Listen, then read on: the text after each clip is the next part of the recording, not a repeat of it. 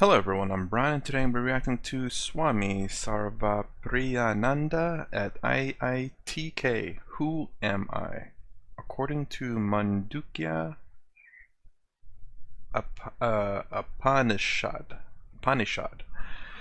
I butchered that name, I'm sure. Both of them, for a matter of fact. But okay, so I don't know how many parts it's going to be. I'm hoping 2 parts, honestly. I don't want to spread it out too much, but I kind of have to spare my computer because I have a feeling it's about to blow up. And yeah, okay. Anyways, go ahead and get started. Try not to talk too much. No CC, by the way. No CC. Primary objective of all our activities remains self-awakening and social awakening. So if you are also interested to be the part of our team, then you can contact us on the given contact number. Upanishads. They are the core text of Vedanta, which means sitting near, implying sitting near a teacher to get knowledge. There are 108 Upanishads and Mandukya Upanishad is one of them. The theme of Mandukya Upanishad I can't is hear the it. exposition of mystic syllable Om with a view of training the mind in meditation for the purpose of achieving freedom gradually, so that individual soul is attuned to ultimate reality. Who am I? Am I physical character, emotional character, intellectual character, or something very deeper? Where have I come from? Where am I going? These are all the questions that open doors to spiritual discovery. We often get so much caught up in Lights, material life lights, that we lights, begin to lights. identify Oh with god, our so much possessions, talk. our jobs, our roles in relationships. We unconsciously think, I have a job, I'm good because I have a good house, I'm spouse, etc. etc. But what happens when we lose these things? We lose our imagined identity and we no longer know who we really are. So let us embark on this journey of revealing our true identity Switch off. according to Mandukya Upanishad. Switch off कर दे So come now I request Swamiji, Swami Sarvapriyananda Ji Maharaj, to come forward and enlighten us with the thoughts on our original identity. Oh god, I hope they speak louder than that. Before it talks, who am I? Let me try answering that question. So, before watching all this wisdom videos, as I call it, I've kind of thought about this a little bit, but honestly not that much. But the basic understanding I would have of it prior to watching wisdom videos is your accumulation of your environment, nature, and nurture. Actually, prior those are the two things that they'll teach you in the Western world. Is you're a product of nature and nurture. Nurture being I think your family, I believe, how they raise you, and nature being your environment. You are a product of that. If you live in a terrible, unhospitable environment, you're gonna be rough and tough. If you live like maybe say like a crime-prone area, you're gonna be a product of that environment. You're also gonna be a product of what your family teaches you, if they instill values in you. So you're going to be a mixture between those two. Maybe one will trump another. It all depends. But now, after watching Sadhguru, Osho, and all that, especially the consciousness with memory and everything to do with the mind, this body is not who you are. It's like a I can only relate it to anime. It's like a meat robot suit.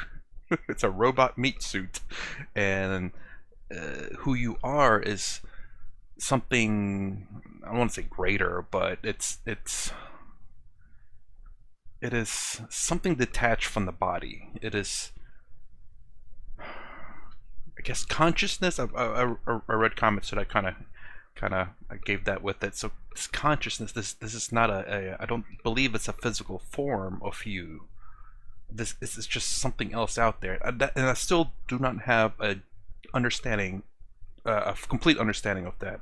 But I do have an understanding that your brain, everything physical about you is not who you are.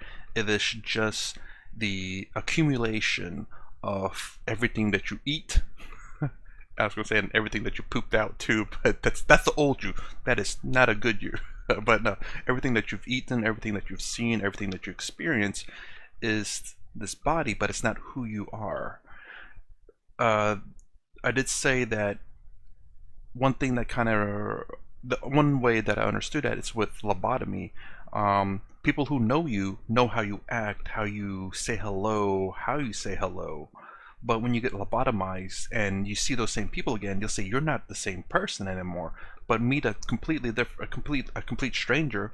That's the only person that they knew of you.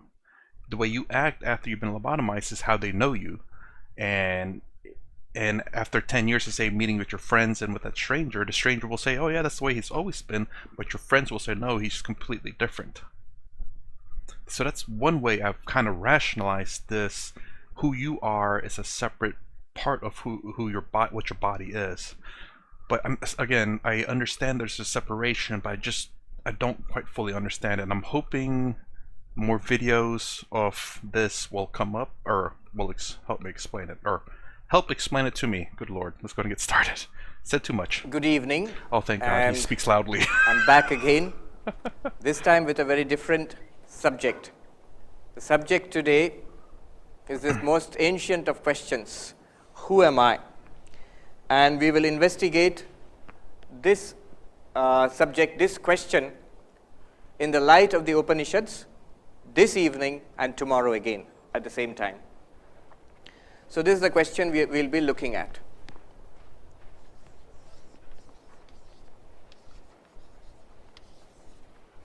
Dang, he writes good cursive. Well, the I is in cursive. I think. Yeah, it is. Vedanta is basically the teachings of the Upanishads. Vedanta nama Upanishad pramanam. The definition of Vedanta is the philosophy based on the teachings of the Upanishads is Vedanta. I think most of you are familiar to some extent with Vedanta and the Upanishads. The Upanishads present the highest philosophical teachings of the Vedas. They are among the most ancient texts known to mankind. There is a long list of Upanishads. In fact, in one of the Upanishads called Muktika Upanishad, we find a list of 108 Upanishads. But among all of these Upanishads, there are some 10 or 11 major, within quotes, major Upanishads. Major, why major? Because Adi Shankaracharya, some 1200 or 1300 years ago, chose these Upanishads to write his commentaries, Bhashyam, on these Upanishads. And these... He's saying a lot of words that I don't know, I'm not familiar with. As he explains it more, I'm kind of getting it, but I'm a little lost in terms of a lot of the words I'm not familiar with, which is, I'm assuming a person, the Vedas, I don't know how to pronounce it, I'm sorry, and then I guess he picks out very specific Vedas, and then maybe a book that he's writing, which is also called something. So again, he's calling all these names, I don't know if they're a name of a person, a book, or whatever, but as he explains it more, I'm kind of getting it, but I'm a little lost in that. But hopefully we'll get into the who am I part, which I'll understand, I hope. These Upanishads basically have become the central texts of Vedanta. So the Vedanta movement you see all over the world, these Upanishads have become the source texts. Shankaracharya interpreted these Upanishads in a non-dualistic fashion, so his teaching is called Advaita Vedanta. That is the context in which we will be discussing all this today. Among all the Upanishads, especially among these major Upanishads, there is one Upanishad which is the smallest of all the Upanishads, and also regarded as the toughest, and that is called the Mandukya Upanishad. There is a saying that Mumukshunam Vimuktaye Mandukyam Ekameva Alam. For the liberation of those who want spiritual enlightenment, Mumukshu, those who want mukti, for them, the Mandukya Upanishad alone is sufficient. So if you read this Upanishad and you are lucky enough to understand what it means and realize what it means as a living reality in your own life, you are free. You don't need anything else. So for liberation, the Mandukya itself is sufficient for those who want liberation, for those who want moksha or spiritual enlightenment. It is the smallest Upanishad. The only 12 mantras are there in this Upanishad. It is found in the Atharva Veda. You all know that there are 4 Vedas, Rig Veda, Yajur Veda, Sama Veda and Atharva Veda. In the Atharva Veda you find this Upanishad. Among other Upanishads you find this Mandukya Upanishad. Only 12 mantras. So it's like a small chili which is very hot. Sometimes in Bengali they say dhani lanka. A small chili which is very hot.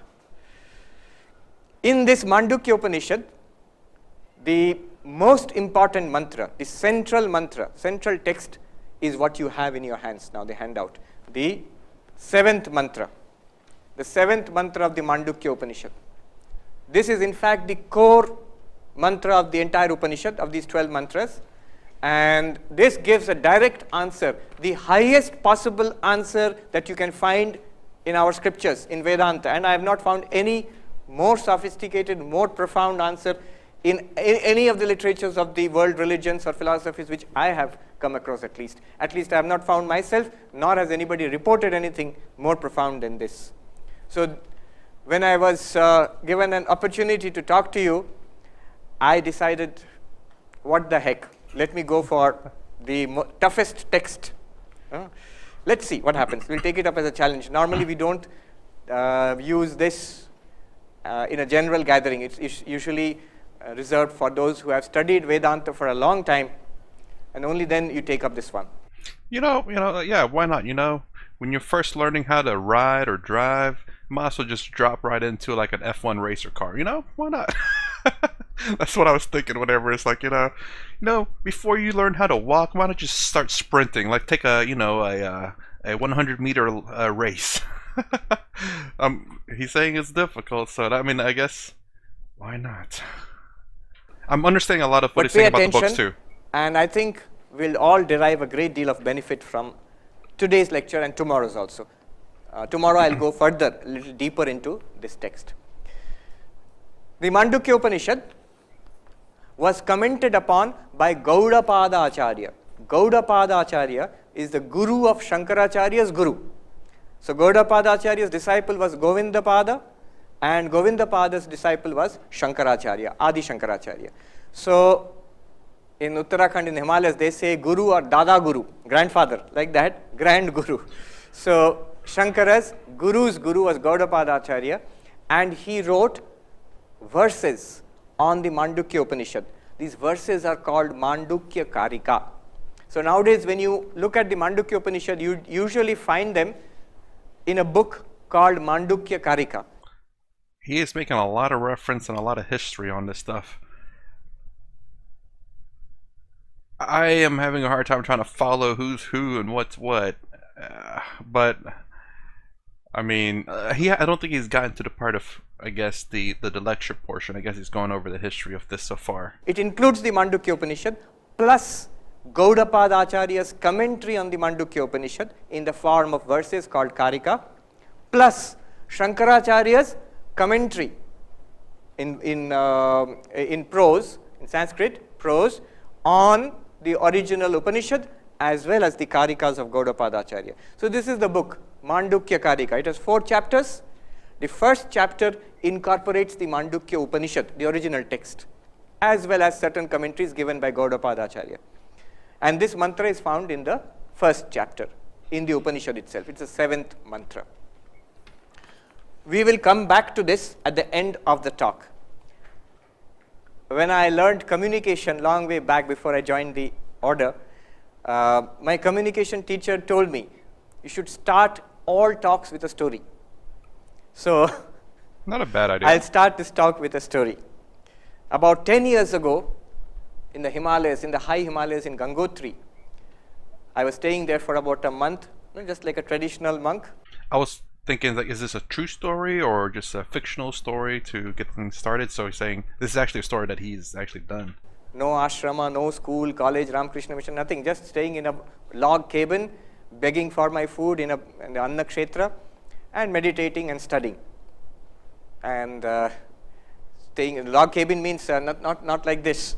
There's no electricity, no furniture, nothing. Just Rajai, Kambal. On the ground there is a blanket, and 2 or 3 blankets you can put on yourself. And it's so dark in there at this time because you cannot go out. It's very cold and dark outside. Nowadays they have electricity, but nowadays they even have mobile phones. they have put up a tower nearby, so you can signal there. I saw that happening, by the way. Anyhow, at that time it was so dark. At this time in the cabin it would be so dark that if I wave my eyes to wave my hands before my eyes, and I could not make out whether my eyes are open or closed. You cannot see anything. Only sometimes you can see sparks jumping out of your woolen clothes in static electricity. Oh, wow. From the kumble to your sweater. But anyway, so that was the situation.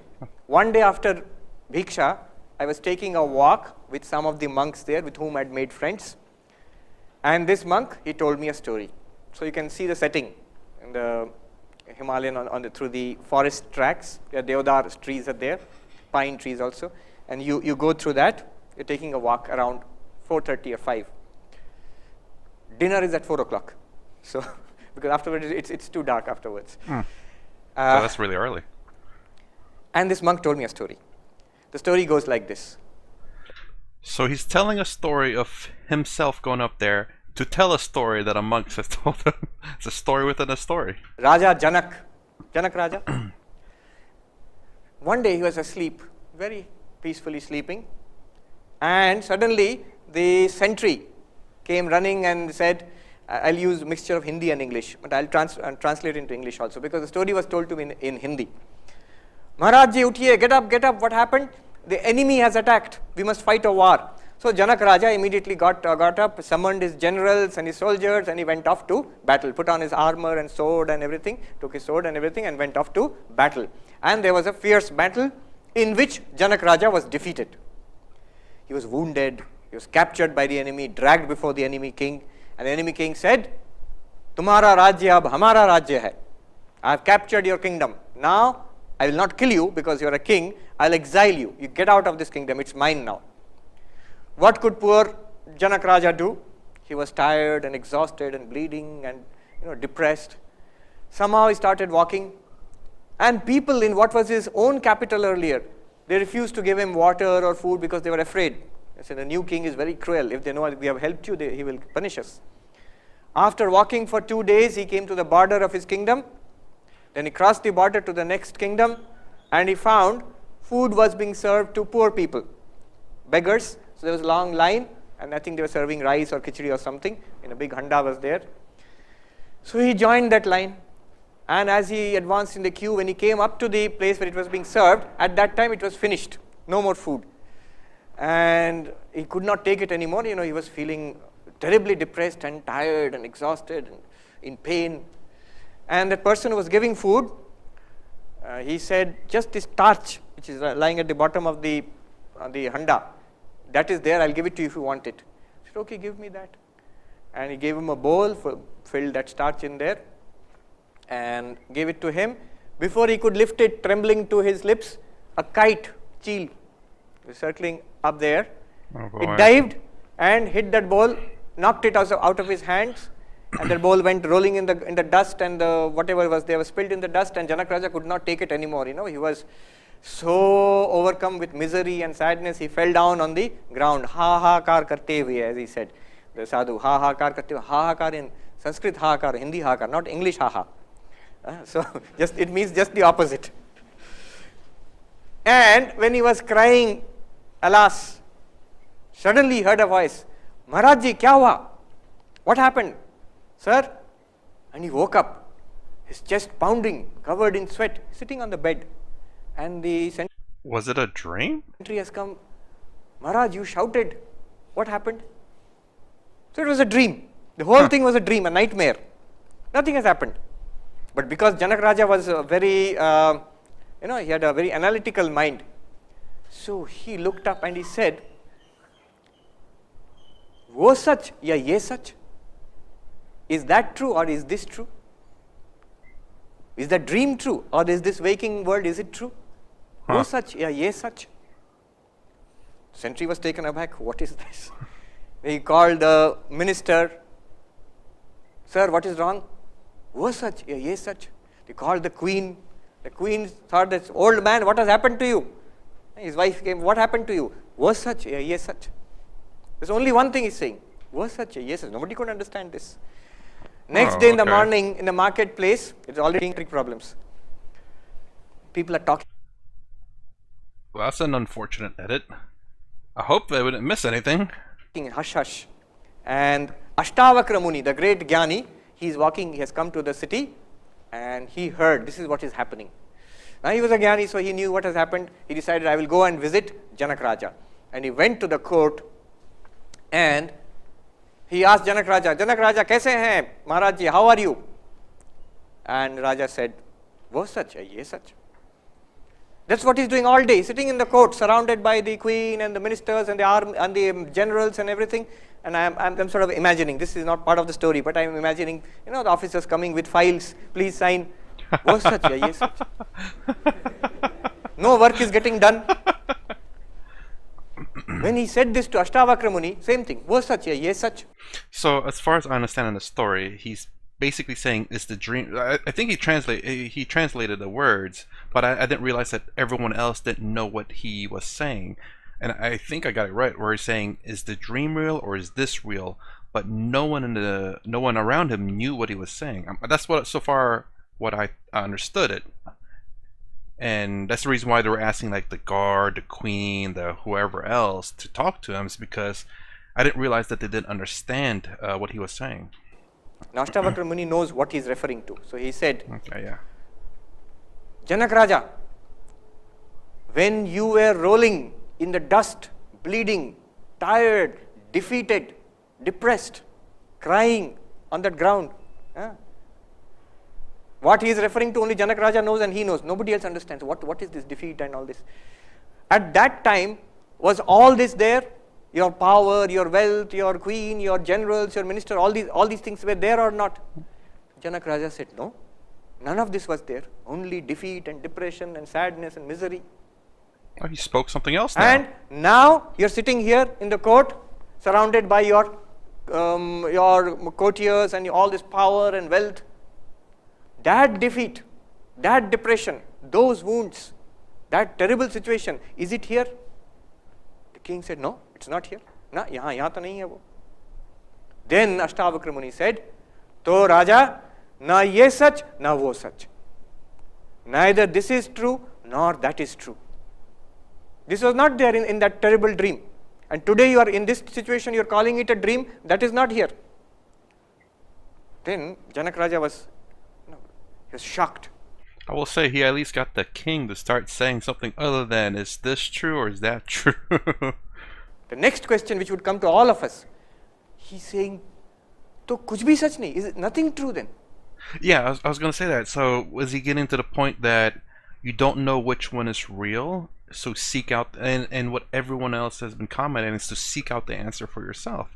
I guess live both of them as they were true until you find out which one is the truth, I guess.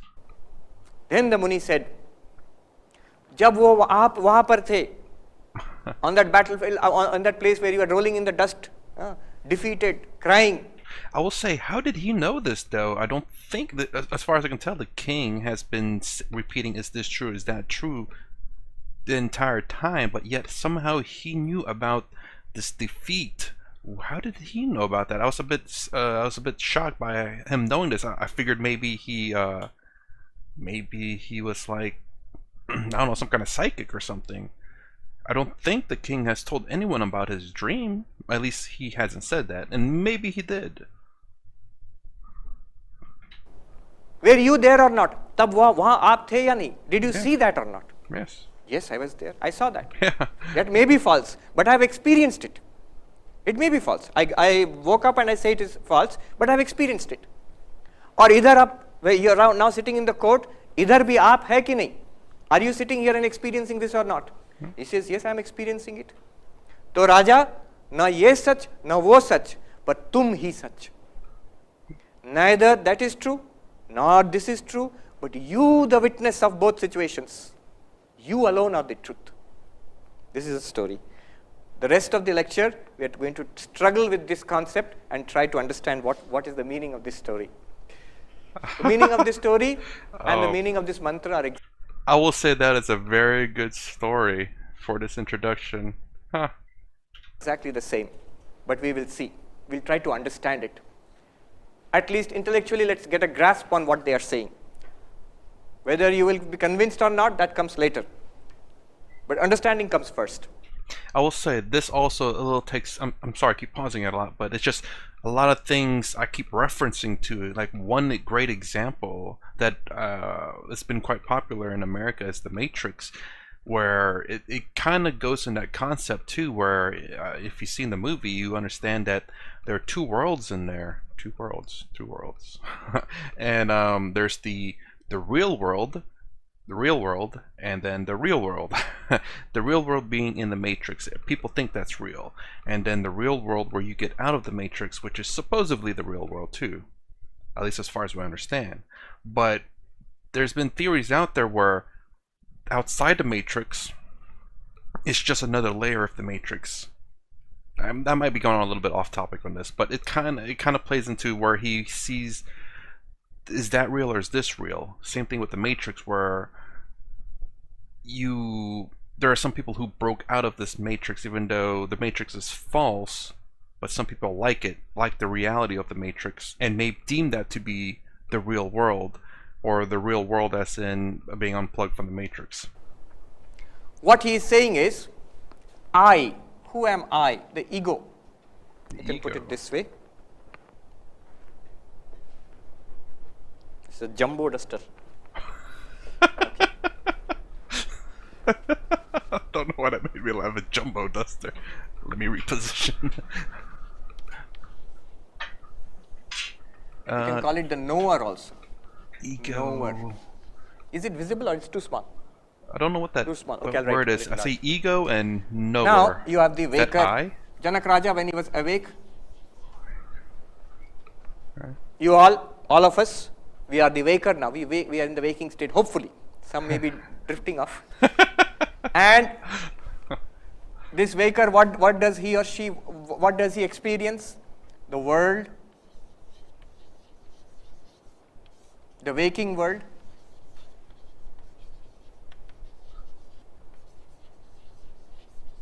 I'm just giving this name. The Sanskrit name would be Jagrat Prapancha. So the Sanskrit term is Prapancha. Okay. The ego or the knower. In Hindi, Is that ego, I, and knower? Yeah, it looks like the same I. So ego or I or knower, which is the waker. World, can't prapanka. Yeah. So in the waking world, okay. also we say prapanch, yes, a prapanch hai. The term comes from pancha. Pancha means five. The idea was there are five elements out of which the world is constructed. Prapancha prakrishtena pancha. By the elaboration or mixture of these five, the entire universe is constructed. Anyhow, the general idea is prapancha. So the waker sees this waking world. And when Janak Raja was dreaming, or when we dream, he was the dreamer. Okay. And he sees a dream world. I guess the problem is, how can you tell if you're in the waker or the dreamer? And there is another state which we all go through, where we are neither awake nor dreaming, absolutely in deep sleep. No dreams are there. Even modern science accepts it. Neuroscience also says that's dreamless sleep. One is REM sleep, you could talk about rapid eye movement sleep, another one is dreamless sleep. So this dreamless sleep, we can call it the sleeper, not the railway sleeper, there's a sleeper, the one who is in deep sleep. And I've always thought that deep sleep was our rapid eye movement sleep. Rapid eye movement. REM, yeah, REM. REM sleep, basically. Yeah, I thought REM sleep was the dreamer sleep, because the only way you can dream is to be in the REM state. You cannot dream otherwise, at least as far as I've learned, is that to dream, you have to be in REM sleep. You cannot dream outside of that. Although I will say, I have taken 15-minute naps where I have dreamt. It's kind of weird. I've always thought that you have to sleep for a decent period of time before you go into the deep sleep. But I've dreamt in short sleep, in a very short sleep, like a 15-minute nap. I won't say where I did that, but but yeah, I've dreamt like I woke up, had to do something, then I went back to sleep. It was really a nap, and then I somehow had a quick dream and woke back up, and it's only been a few minutes. That's really weird. Because again, my understanding of dreaming is you have to be in REM sleep, and to be in REM sleep, you have to be in a deep sleep. And usually, I assume that you have to be very tired, or at the very least, like to go into the REM sleep, you have to be very tired, like really quickly. But normal sleep, you just lay in sleep for a little bit, and you go through the cycles to get to REM sleep.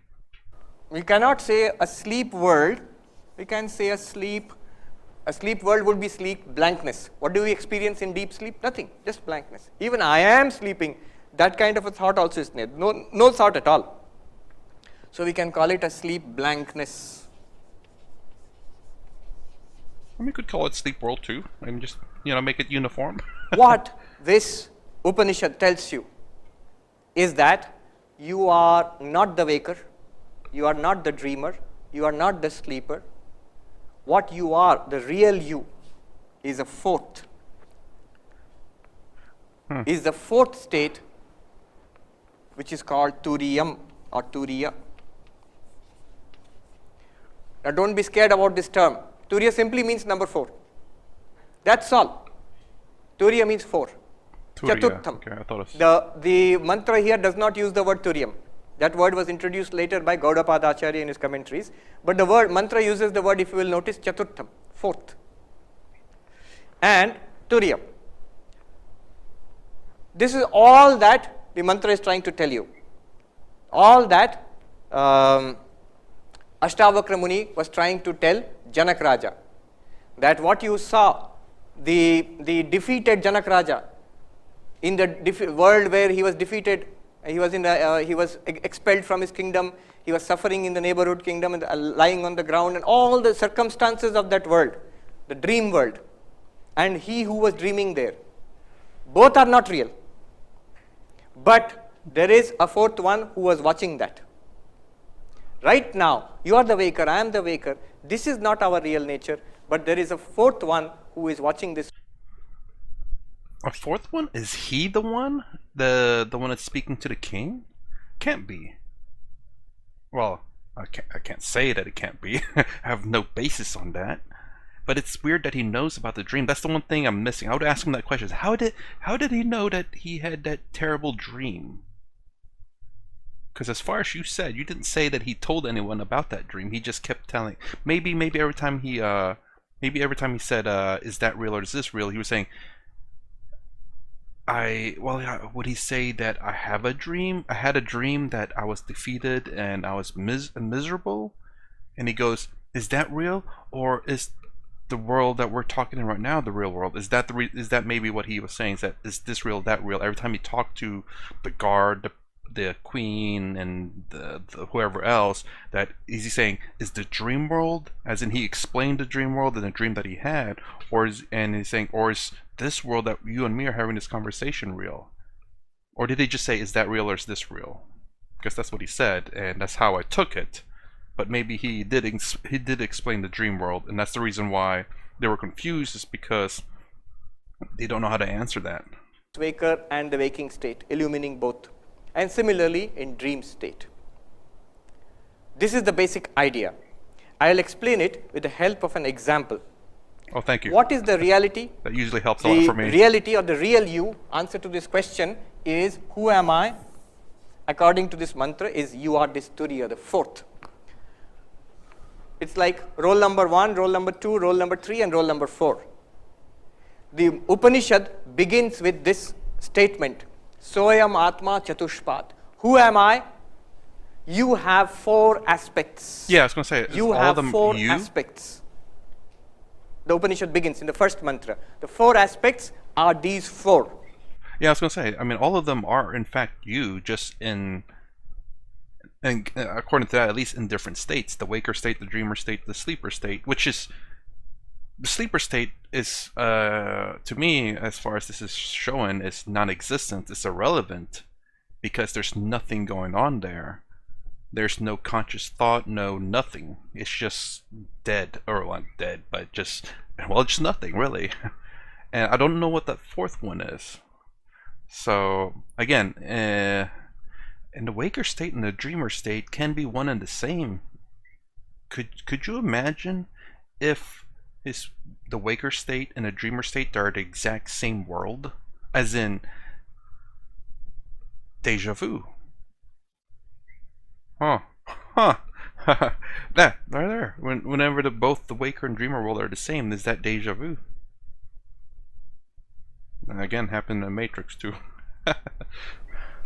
Among these four aspects, 3 are false, 1 alone is real. 3 are false, 1 alone is real. Now the interesting thing is, the Upanishad says this is real, this is who you are, the answer to the question who am I. But we are not aware of anything like this. Yeah. If you talk about the waker and the waking world, we are aware of that. This is what we know, what we are right now experiencing. You are the waker, Mr. or Mrs. so-and-so, or Miss so-and-so, or Swami so-and-so, experiencing this classroom. This is the waker experiencing a waking world. This is what this is. And when tonight I'll go and sleep and dream, I have certain experiences. I will be in that dream also. Then I am the dreamer, I am experiencing a dream world. And when I go into deep sleep, blankness, nothing, absolute blankness. There you can call it the sleeper and experiencing a sleep blankness. Remember, the sleeper, for example, in the sleep world, there is no external world, no physical body, no mind, nothing, just blankness. That is from a subjective point of view. Be careful, this is your own experience. This is not an objective experience. For example, I remember once one Swami was talking about it, and he's saying in the deep sleep, which is called the Sushupti, in deep sleep, there is no experience of the world, there is no body, no mind, only a blankness. Is that relevant then, to have that kind of world? Then somebody in the audience asked, what do you mean there is no body and mind? In the mosquito net, under that we can see the fellow is sleeping. 80 or 90 kilos, nicely snoring. How come there is no body, you are saying? From objectively, from your point of view, but you look at it from the person's point of view, who is asking this question, who am I? From his own experience, your own experience, in the deep sleep, daily we experience this. That no experience of world, no experience of body, no experience of mind also. Even the thought, I am sleeping, that's not there. If you say, I am sleeping, then you are not sleeping. Yeah. It's not deep sleep. So that state we all experience. Yeah, you're still the waker at that point. And apart from it, they talk about a turiya, or turiyam, whichever. The fourth. How ought we to understand this? And maybe this is the part that I'm missing. I have a clear understanding of the waker world. Dream world, I mean, it's pretty self-explanatory, I do believe. I didn't know anything about the sleeper world, or sleeper aspect. Didn't know anything about that. And then this last aspect is, maybe it's the one that again, that disconnect between who you are and the accumulation of the physical manifestation of who you are, is the disconnect that I just can't quite piece together. So I'm guessing this is it, in fact. And hopefully I get it. Hey, look, man, I'm not that I'm stubborn, but it's just that my mind works in mysterious ways, and even I don't understand it. But I try. These three we can understand, but this one is not very clear. What is this one? Let's look at it this way. Suppose we have an ornament made, say, a bracelet or a bangle and necklace and a ring. Somebody tells you, these are all golden ornaments. Somebody tells you, these are just names and forms. The reality is the gold. The reality is the gold. It's a golden bangle, golden necklace, or golden ring, but the reality is not the bangle, necklace, or ring. The real substance is gold. And there's an interesting story about this. One Sethji, whose business was not going well, he went to take some loan, girvi rakhna. So he took his Ganesha and put it in the pawn shop and he said, you give me some loan. And the jeweler, he weighed it and he said, Ganesh ji ka kya rate doge? This is the rate. This is the rate at which I will purchase the Ganesh statue, or I'll give so much money for that. And you know, Ganesh's Vahan is there, the mouse, the chuha. And the jeweler also weighed that and gave the same rate. Seth ji was furious. क्या करते हैं आप? गणेश जी का जो rate, चूहा का भी वही rate? How is it possible? Then the jeweler said, अरे साहब, आपके लिए तो गणेश है और चूहा है, हमारे लिए तो सोना ही है. I see it as gold. So I am weighing the gold and giving you the rate of that. So the gold is the reality, the substance.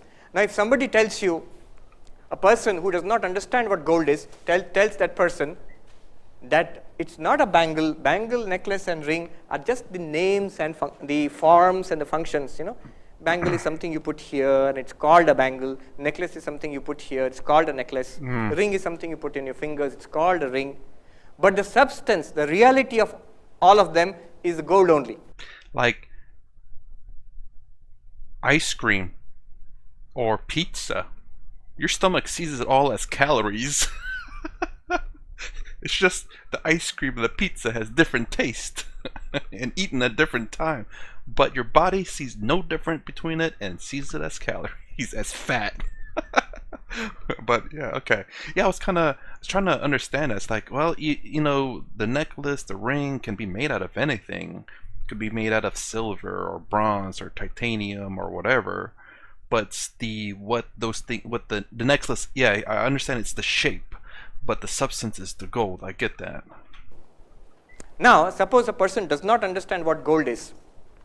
Oh, well, okay. His idea will be that there is some reality called gold apart from all of this. If he throws away all of this and starts searching for gold, will he find it? No, because he doesn't know what it is. He will not find it. There is no gold apart from these. But if he thinks this is gold, what will happen? The moment somebody comes and melts the bangle down and makes a necklace out of it, he thinks the bangle itself is the gold. When that goes away and is melted down, what will he think? Gold is gone. Gold is gone. Very interesting concept. He does not understand the new form which has come, necklace, is the same gold. It's the same gold in another new form with a new name and a new function. When that necklace is also melted and put into a ring, it is the same gold with a new name, with a new form and a new function. But the physical reality is the same. Similarly, the idea here is the waker and the dreamer and the sleeper.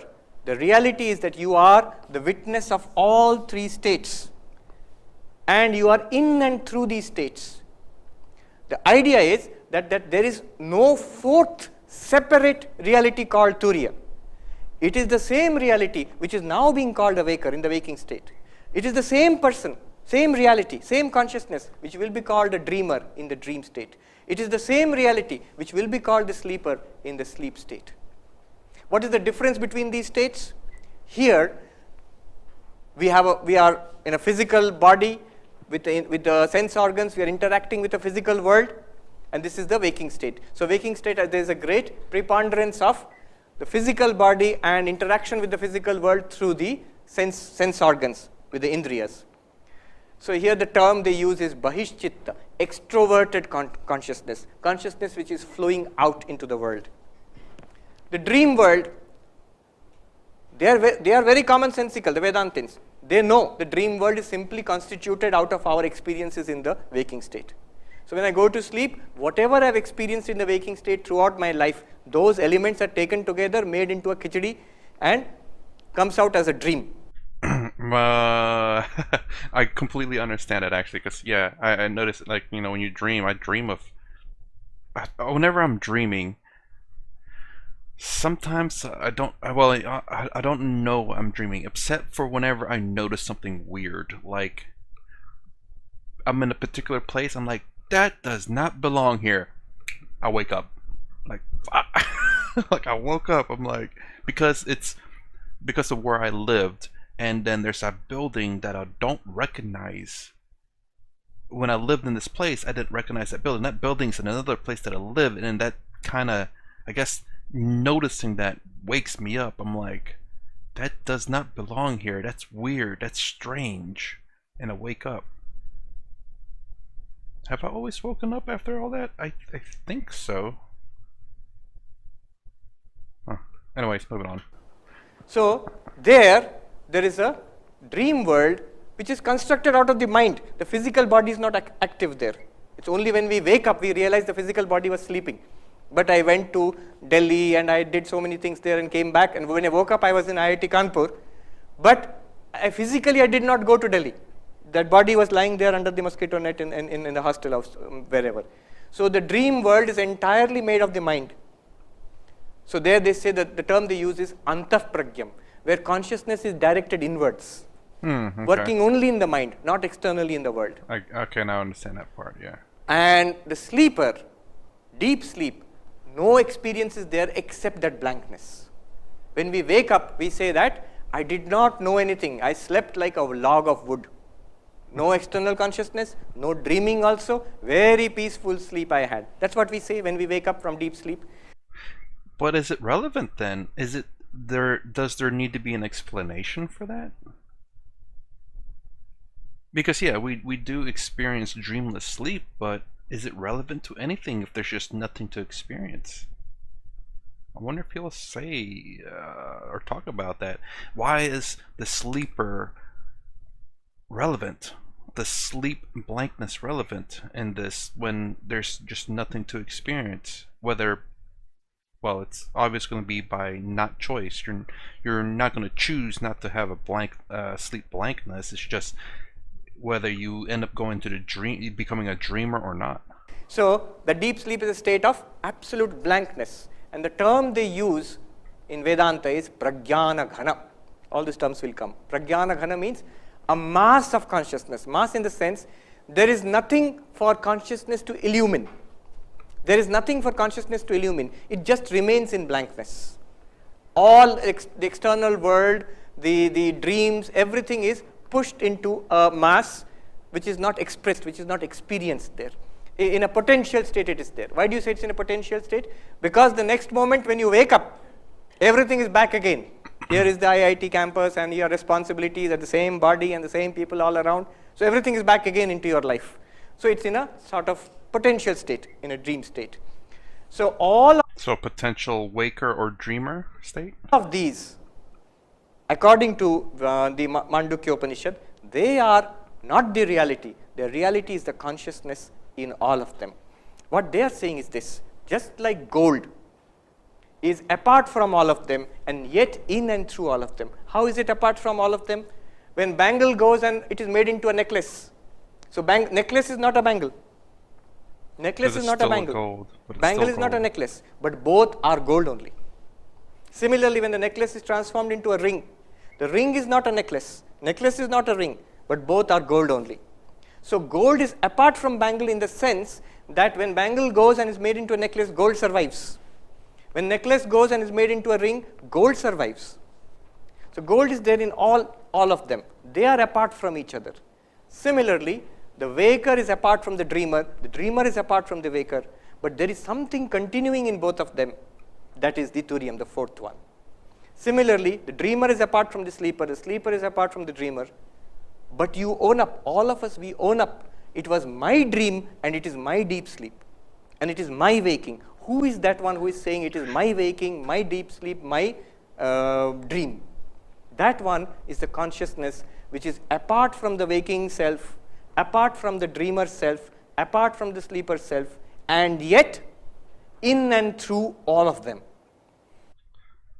I don't know if this is a good part to pause, but I see that I ran quite a long time and I need to pause it before my, not my recording computer, but my editing computer blows up. So I will say this is super fascinating, very much so, and I think I remember, again, going back to the Matrix, because I think the Matrix actually had the people who created the Matrix actually had a great influence in Eastern philosophies, especially this, and you can kind of see it in, again, the Matrix movie, where some people like the dreamer world, some people like the waker world, and for all you know, both worlds are still the dreamer world, or maybe both are the waker world. Well, it's quite clear cut in the Matrix, at least as far as we can tell. Or there's been theories out there, it's really just fascinating. And he's talking something very similar to that, but still, I get the bangle, necklace, and ring. I completely get that. It's just, what is that gold? It's the part I just don't understand.